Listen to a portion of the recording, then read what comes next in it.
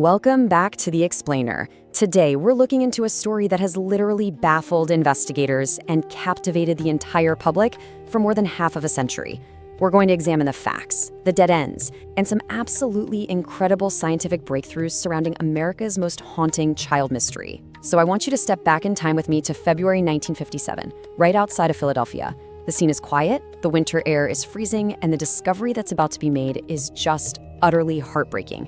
This isn't just your standard cold case. It's a meticulous study in how an investigation unfolds when you have to start with absolutely nothing. Let's map out the known facts and the decades of desperate searching. Okay, let's dive into this. The entire mystery starts off with a very stark, very chilling visual. It was a bitterly cold winter morning, right? A man is just taking a normal walk through a wooded area near Philadelphia. And right there, discarded among the winter brush, he notices this cardboard box. It's damaged, totally exposed to the elements, and inside that box was the unthinkable, the lifeless body of a child. Right off the bat, investigators were handed a scene that gave them way more questions than answers. The box itself was really the main piece of evidence, basically a makeshift tomb just left out in the cold. Medical examiners got to work and quickly figured out they were dealing with a very, very small boy. They estimated his age to be somewhere between 4 and 6 years old. And I really want us to just pause for a second and ground ourselves in that. This wasn't an adult who had a complicated life for known enemies. This was a little kid, barely even school-aged. At 4 to 6 years old, your entire world is usually just your family, your house, maybe your immediate neighborhood. A child that young depends entirely on the adults around them for literally everything. And yet, here he was, lifeless in the woods. Now, usually when a tragedy like this happens, the very first thing police do is check the records. But in a totally chilling twist, there were 0 identification papers found. And honestly, what's even more baffling, there were absolutely no missing persons reports filed anywhere that matched his description. Think about that. Nobody came forward to claim him. There were no frantic parents calling the local police stations, no neighbors reporting that a kid was suddenly missing from their street. It was kind of like this little boy just materialized right there in those woods. I mean, how does a child exist for 4 to 6 years on this earth and then just vanish without a single person in the whole world looking for him? Investigators were staring into an absolute void of information. The police arrived, they secured the area, they meticulously photographed the entire scene to make sure they preserved every possible angle. But they were left with a complete blank slate. There were 0 witnesses who saw that box being placed there. There were 0 clues on the body or even in the immediate area that pointed to who he was. From minute 1, the trail was profoundly cold. They had a victim, but absolutely no starting line for their investigation. Section 1. A massive, unsolved investigation. So how do you investigate a crime when you don't even know the victim's name? Well, you throw absolutely everything you have at it. The police department knew they were racing against the clock, so they shifted from the quiet stillness of those woods to this frantic, full-on citywide mobilization.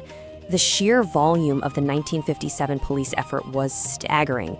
They didn't just knock on a couple of doors. They distributed thousands of flyers all across the region. They took his fingerprints, desperately hoping for a match anywhere in the system. They systematically contacted schools, figuring a kid that age had to be enrolled somewhere. They visited orphanages, they checked hospital records, they fielded and investigated hundreds and hundreds of tips from the public. But the truly tragic reality here, every single one of those massive, promising leads eventually hit a complete brick wall. And all of that brings us to the ultimate question. What truly happened to him? When the concrete facts completely run out, human nature steps in and demands an explanation. Because the physical evidence hit a dead end, the investigation naturally had to pivot. The authorities, and honestly the entire country, had to shift from processing hard crime scene evidence to relying on speculation. If the facts couldn't tell them who he was or how he got there, the theories were going to have to take over. Part 2. Decades of dark theories. As the years just kept rolling on, this child lost any real chance of a normal identity and simply became known across America by a pretty haunting moniker, the boy in the box. He wasn't a person with a name anymore. He was this national symbol of an incredibly frustrating, unbreakable maze of a case. And without a name, the theories surrounding his fate only got darker and more complex. We can basically break these down into 3 main hypotheses that completely dominated the cold case files. First up, the abandonment theory. The idea that for whatever reason, his caretakers simply left him out there. Second, there was heavy suspicion of an illegal adoption gone wrong, which might explain why there were 0 official records of his existence or disappearance. And third, the hypothesis of severe abuse before his death. pointing to a much darker, violent end hidden away in a home somewhere. But the absolutely crucial takeaway here, despite all of that intense speculation, investigators never found enough hard evidence to prove any single one of these explanations. The years just kept passing by. And this brilliantly illustrates the sheer staggering scale of time we're talking about here.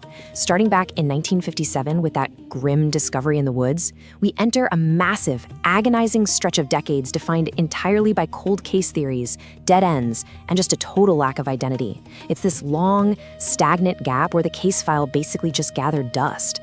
But then, more than 60 years later, a modern technological breakthrough changed everything. Because while the case sat frozen in time, science was quietly, relentlessly marching forward. Part 3, the forensic genealogy breakthrough. Now, this breakthrough wasn't a new witness suddenly popping up from 1957. It wasn't a deathbed confession. It was the direct result of a new technological era, and it perfectly captures how criminal investigation has evolved. Back in 1957, methods were highly physical, very manual, printing out paper flyers, taking physical fingerprints, literally knocking on the heavy wooden doors of orphanages and hospitals. But modern methods, they rely on advanced forensic genealogy and modern DNA analysis. We went from paper and shoe leather to looking deep into the invisible, microscopic building blocks of human life. These 21st century tools did what the 1950s tools simply couldn't do. They uncovered a biological truth that couldn't be hidden away in a cardboard box. And because of those incredibly cutting-edge scientific tools, we finally arrive at this momentous fact. His identity was eventually discovered. After more than 60 years of being known to the world only as the boy in the box, investigators finally, incredibly, learned the boy's real name, Joseph Augustus Zarelli. It's a profound, really cathartic resolution to one half of this massive puzzle. After decades of total mystery, science finally handed him back his identity. However, I have to say, the breakthrough is definitely bittersweet, because many questions still remained unanswered. Look, learning his name was a monumental triumph for modern DNA analysis, right? But a name alone isn't a full explanation. It tells us exactly who he was, but it doesn't fully explain what truly happened to him out in those freezing woods in 1957. The haunting ambiguity of how little Joseph ended up in that box, that still lingers heavily over the entire case. I actually want to read this quote directly from our source material because it just perfectly encapsulates everything we've looked at today. It says, "Some mysteries are solved by witnesses, others by luck. But this case waited more than 6 decades for science to finally speak." Wow.